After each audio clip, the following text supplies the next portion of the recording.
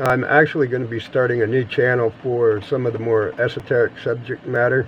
In terms of systemically sustainable human growth and development, it is relevant to the underlying efforts of the foundation, but it's not going to be directly relevant to everyone. However, it's pretty pertinent to what we're doing, and at least the founding members and those who are in charge of the organizational structure need to be familiar with at least the basic concepts. And some of them are truly esoteric. Some may even say convoluted, given their integrated nature and the many different paths that are pursued, and better understanding the existential nature of humanity and avoiding many of the challenges that we faced in previous iterations of government and control. The term Esoteric Explorations refers to a multifaceted journey of inquiry and discovery aimed at unraveling the deeper mysteries of human existence and understanding. This exploration considers the hidden or lesser-known aspects of human nature, consciousness, spirituality, and the universe. It encompasses the pursuit of profound insights that go beyond conventional knowledge and seek to uncover truths that may not be readily apparent or accessible to everybody. In the context of systemically sustainable human growth and development, esoteric explorations play a crucial role by diving into the complexities of human nature through a multitude of lenses: philosophical, psychological, and even logical progressions of thought. A deeper understanding of human nature is essential for fostering meaningful and lasting progress. It enables individuals, families, and communities to address the underlying psychological, emotional, and spiritual dynamics that influence behavior and well-being. By exploring the depths of human consciousness and motivations, individuals can unlock their true potential and contribute authentically to collective growth and development. Historically, various philosophical, psychological, and even sociological studies have been used to influence individual, family, and even community behavior. Often, these efforts are solely for the purpose of social engineering and control by those who are in positions of power. This manipulation has exploited the knowledge of human behavior and used to shape societal norms, political agendas, and even economic systems, often to the detriment of individual, familial, and community autonomy and well-being. In contrast, our systemic approach to sustainable human growth and development seeks to use these same principles of understanding to enlighten and empower individuals and families and local communities. It aims to liberate the individuals, the families, and the communities from oppressive systems of control by fostering a sense of self-awareness, resilience, and the importance of collective empowerment.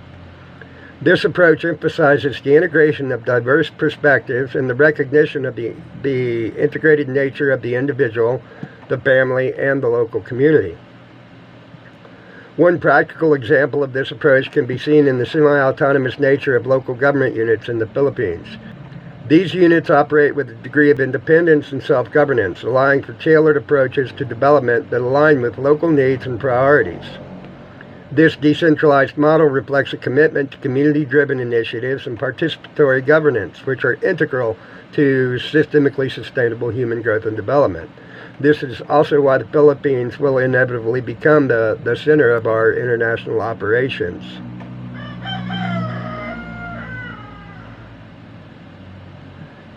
Our integrated and adaptive approach to systemically sustainable human growth and development ensures that these efforts are holistic, adaptive, and responsive to the diverse human needs and aspirations at the local level.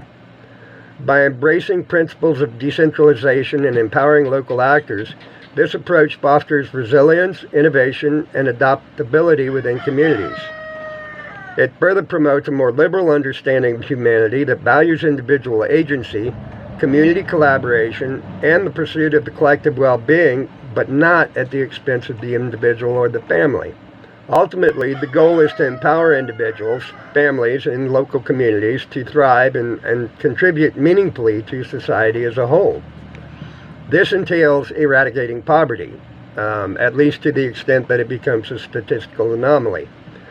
Fostering inclusive development and promoting unity among the many diverse voices. It is important to note that there will also be outliers and fringes that exist. While equality of outcome may sound viable, it may sound nice, it may sound pretty, it is not a realistic option in reality.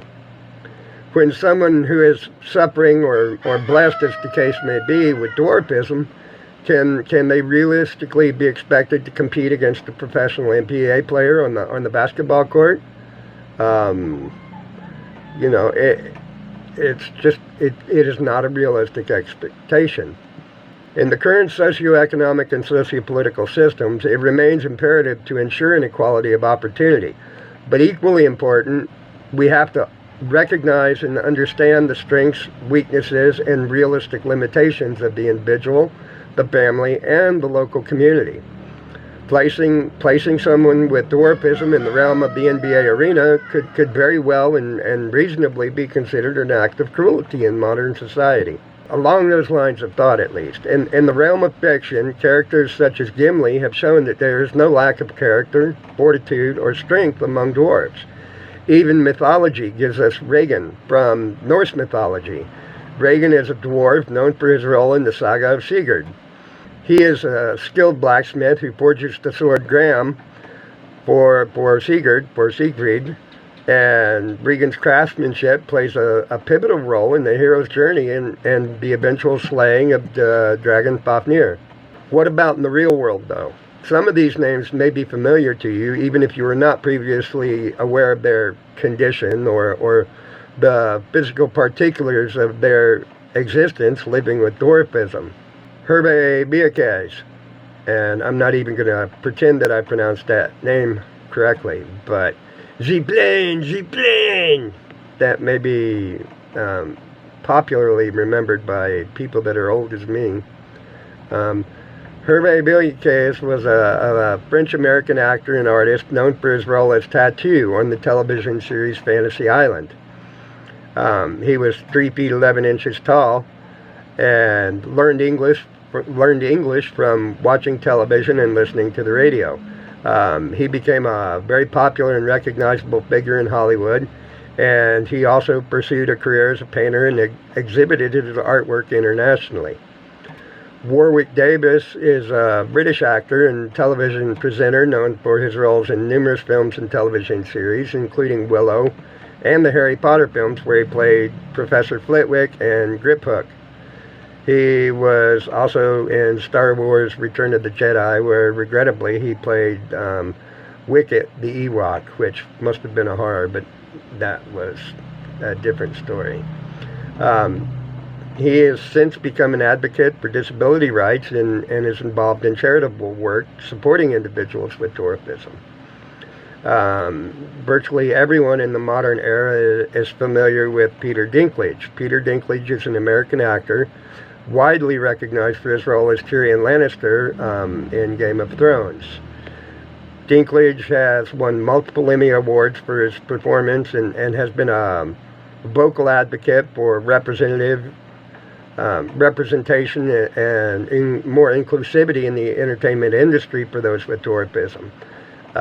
You may note that he has never played an Oompa Loompa, something which he is very proud of, and the reason behind that is because he doesn't portray the traditional or the stereotypical role of the dwarf, but rather, as a dwarf, he takes on normal roles in a normal fashion, and the dwarfism is inconsequential to the story or the action in most cases.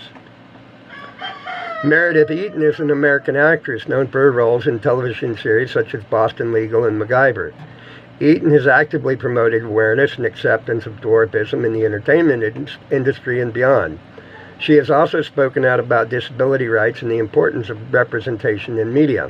The fact remains that none of these people will become NBA stars. That's just the reality of the world we live in. So the question then becomes, who would deny them the contributions and the contributions they have made and the success they have enjoyed by trying to place them in an NBA field where they can't even compete, at least certainly not on any kind of equitable or equal level. Who are you to deny them the success that they can enjoy by utilizing their strengths rather than focusing on and trying to create some false balance or some false sense of equality where it doesn't exist.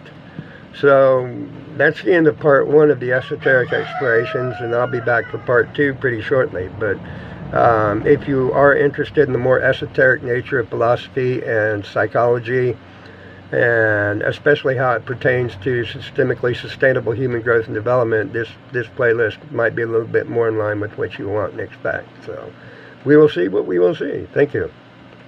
Please like, share, subscribe, and comment below.